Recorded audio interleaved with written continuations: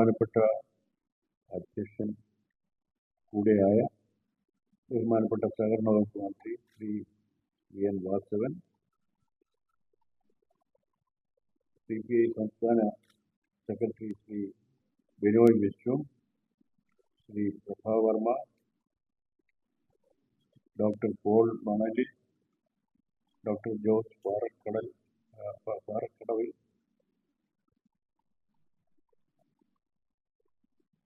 Shri V Dathan, ബഹുമാന്യരെ, പ്രിയപ്പെട്ടവരെ,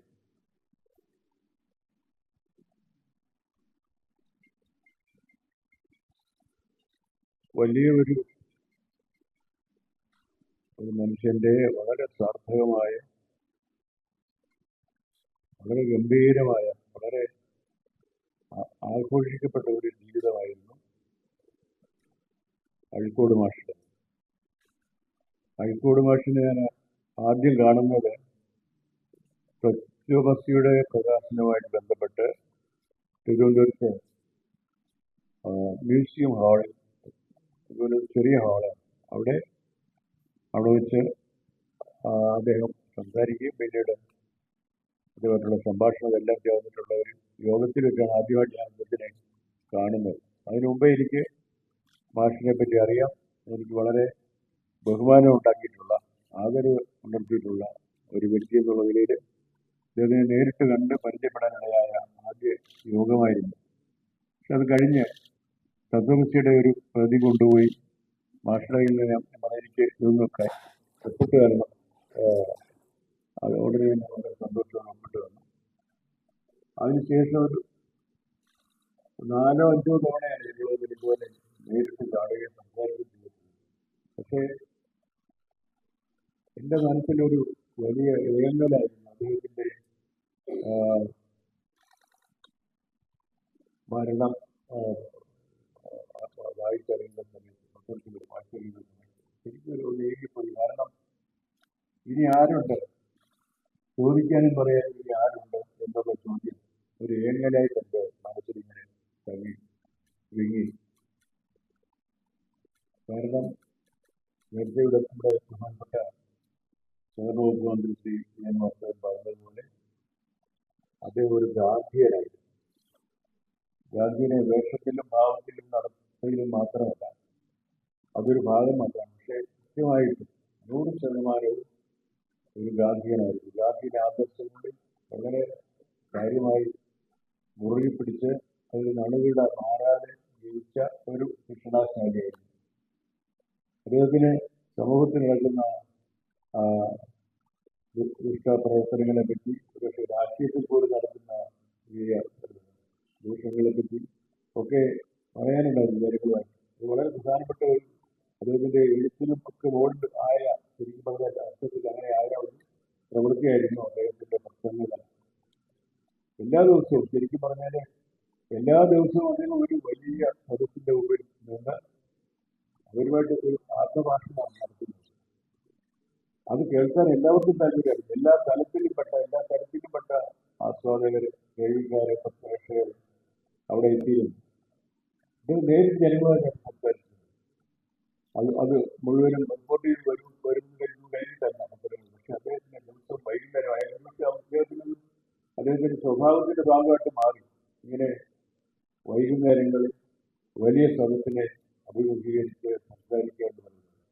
ഇത് നമ്മുടെ എവിടെ വായിച്ചു നോക്കിയാലും എവിടെയൊക്കെയാലും ഇതുപോലെ ഒരു പ്രതിഭാശാലി ഇങ്ങനെ ജനങ്ങളുമായിട്ട് നേരിട്ട് സംബന്ധിച്ചിട്ടുള്ള ഒരു അനുഭവം നമുക്ക് മറ്റൊന്നുമില്ല. നമ്മുടെ നാട്ടിൽ തീർച്ചയായിട്ടും ഇത് വളരെ അപൂർവമായിട്ട് വായിച്ച അറിവുള്ളത് വലിയ തത്വ ചിന്തകരെ ഇവിടെ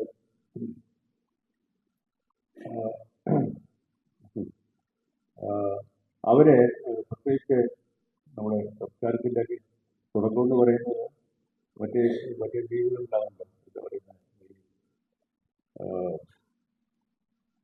പെട്ടെന്ന് ഗ്രീക്കിലെ വളരെ പ്രധാനപ്പെട്ട ചിന്തകരെല്ലാം തന്നെ ചെയ്തിരുന്നത് ഒരു ചെറിയ വലിയ ഗ്രൂപ്പല്ല, വലിയ സമ്മേളനം കൂട്ടിയിട്ടല്ല, ചെറിയ സംഘങ്ങളോട് പുതിയ ചിന്തകൾ അവരുമായിട്ട് പങ്കിടുക എന്നുള്ള ക്രിയയായിരുന്നു. പക്ഷെ അതിനും കടന്ന് അതിനപ്പുറം പോയിട്ടുള്ള ഒരു പ്രവർത്തനമാണ് അഴീക്കോട് മാഷിന്റെ കാര്യത്തിൽ ഉണ്ടായത്. അദ്ദേഹത്തിന് അവസാനം ഞാൻ കണ്ടത് വിജയ് ടൗൺ ഹാളിൽ ഒരു മീറ്റിംഗ് കഴിഞ്ഞ് വരുമ്പോൾ ഇതുപോലെ ഞാൻ പുറത്ത് അദ്ദേഹത്തിനെ കാണാൻ വേണ്ടി തന്നെ വെയിറ്റ് ചെയ്യുന്നുണ്ട്. അപ്പോൾ എന്നോട് പുറത്ത് വെച്ചിട്ട് പറഞ്ഞു, ഞാൻ ഇങ്ങനെ രാജ്യം മുഴുവൻ കാറിൽ സഞ്ചരിച്ച് ഇങ്ങനെ സംസാരിക്കുകയാണ്, ഓരോ ദിവസവും ആളുകളുമായിട്ട് സംബന്ധിച്ചിരിക്കുകയാണ്, എന്തുകൊണ്ടും എനിക്ക് സാധിക്കും, എനിക്ക് പ്രായം പറയാണെന്ന് അറിയാമോ എന്നോട് ചോദിച്ചു.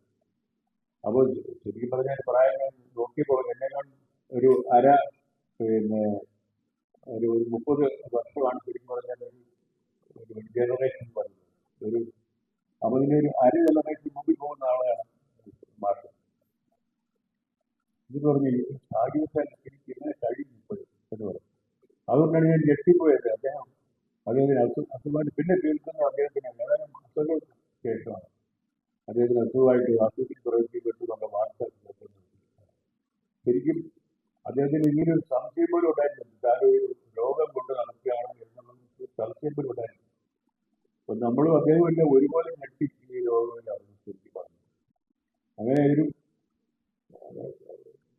വാസ്തവം പറഞ്ഞാൽ അതിന്റെ ഒരു അകാലത്തിലാണ് ശരിക്കും പറഞ്ഞാൽ അദ്ദേഹത്തിന് ഒരു മുന്നറിവ് കൂടാതെ ഒരു മുൻസൂചന കൂടാതെ നമ്മൾ ഇന്ന് ഏർപ്പെടുത്തിക്കൊണ്ടിരുന്നത്. അതൊരു വലിയ സങ്കടം ഉണ്ടാക്കുന്ന, വലിയ പ്രയാസം ഉണ്ടാക്കുന്ന, അടുത്തതെന്ത് എന്നുള്ളതിന്റെ ആകാംക്ഷ ഉണ്ടാക്കുന്ന ഒരു ദുഃഖകരമായ സംഭവമായിരുന്നു. അദ്ദേഹത്തിന്റെ കൃതികളെ പറ്റി ഞാൻ സ്കോളേഴ്സ് നടന്ന് പണ്ഡിതരെന്ന് പറയാവുന്ന ആളുകൾ എഴുതിയിട്ടുണ്ട്. ഇതൊക്കെ നമ്മുടെ ബഹുമാനപ്പെട്ട സമ്മേളന വകുപ്പ് മന്ത്രി ശ്രീ വാസുവിന്റെ പുസ്തകം കേൾപ്പിക്കുമ്പോൾ അദ്ദേഹം എത്രമാത്രം ഒരു പണ്ഡിതന്റെ അറിവോടുകൂടിയാണ് അദ്ദേഹത്തിന്റെ പുസ്തകങ്ങളെ പറ്റിയും അദ്ദേഹത്തിന്റെ വാസ്തുത്വത്തെ പറ്റിയൊക്കെ സംസാരിക്കുന്നത്. അതൊരു ശരിക്കും ആളുകളിൽ ബഹുമാനം ഉണ്ടാക്കാനുള്ള എല്ലാ കാര്യങ്ങളും ഈ മനുഷ്യന്റെ, ഈ മഹാമനുഷ്യന്റെ കൂടിക്കൊണ്ടിരിക്കുന്നു എന്നുള്ളതാണ് സത്യം. അദ്ദേഹത്തിന്റെ ജന്മവാക്യം ആഘോഷിക്കുക എന്ന് പറയുന്നത് അദ്ദേഹത്തിന്റെ ഈ എന്ന് പറയുന്നത് നമ്മുടെ ഒരു കടമയാണ്. നമ്മളോട് ചെയ്യാവുന്ന ഒരു വലിയ സേവനമാണ് അദ്ദേഹത്തെ ഓർമ്മിക്കുക, അദ്ദേഹത്തിന്റെ കൃതികളെ പറ്റി അറിയുക, വായിക്കുക. അദ്ദേഹം ഒരു പരിധി വരെയെങ്കിലും അദ്ദേഹം ജീവിച്ച ജീവിതവും ചിന്തകളുമായിട്ട് ഒത്തുചേരാൻ ശ്രമിക്കുക. ഇതൊക്കെ ഈ നമ്മളെപ്പോലെയൊക്കെ മുതിർന്ന തലമുറയ്ക്ക് മാത്രമല്ല, ഇനി വരാൻ പോകുന്ന തലമുറയ്ക്ക് പ്രചോദനമാകേണ്ടതാണ്. അതിനുള്ള അവസരമാണ് അദ്ദേഹത്തിന്റെ പേരിലുള്ള ഈ സംഘടന അഴീക്കോട് ട്രസ്റ്റ് ചെയ്തിരിക്കുന്നത്. ഈ ട്രസ്റ്റിന് വളരെ വിജയം നൽകുന്നു. കാരണം ട്രസ്റ്റിന്റെ പ്രവർത്തനം വളരെ ഉത്തമമായ രീതിയിലാണ്. ഇത്രയും പ്രധാനപ്പെട്ട ആളുകളെ ഈ രീതിയിൽ ഇവരുടെ പേരെ കിട്ടിയില്ലെന്ന് എങ്കിൽ പോലും ഇവരെല്ലാം ഒരേ മനസ്സോടുകൂടി ഇതുവരെ പങ്കെടുത്തു എന്നുള്ളത് തന്നെ വളരെ പ്രധാനപ്പെട്ടതാണ്. ഇതിലെല്ലാം തുടർന്നുള്ള സഹകരണവും സ്വാഭാവികമായിട്ട് പൊതുജനങ്ങളിൽ നിന്ന്, നമ്മുടെ നാട്ടുകാരിൽ നിന്ന് ഉണ്ടാകും എന്നുള്ള പ്രതീക്ഷയോടുകൂടി ഞാൻ ഈ 100 വർഷം അതിന്റെ ജന്മശതാബ്ദി ആഘോഷം ഉദ്ഘാടനം ചെയ്തായിട്ട് വളരെ വിനയപൂർവ്വം വളരെ ആദരവോടും പ്രഖ്യാപിക്കുന്നു.